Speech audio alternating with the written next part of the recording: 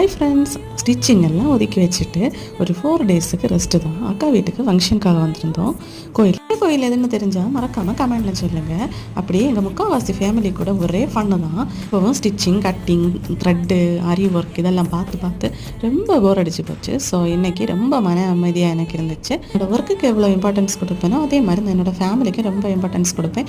இப்படி அப்பப்போ எங்களோட சிஸ்டர்ஸ் எல்லாமே சேர்ந்து நாங்கள் ஃபங்க்ஷனுக்கு கூட்டுறது உண்டு. ஸோ அது மாதிரி இதுவும் எனக்கு ரொம்ப ஹாப்பியாக இருந்துச்சு. 8ஆம் திருநாளாக சமவந்தி இருந்துச்சு. ஸோ நமக்கு சோறு தான் முக்கியம். ஃபஸ்ட்டே சோத்துக்கு முன்னாடி போய் உட்காந்தாச்சு.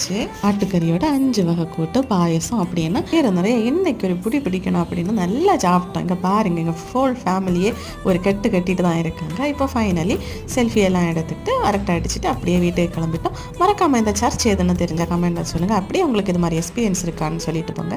இந்த வீடியோக்கு லைக் பண்ணுங்கள், எங்கள் சேனலை சப்ஸ்கிரைப் பண்ணிக்கோங்க. தேங்க்யூ.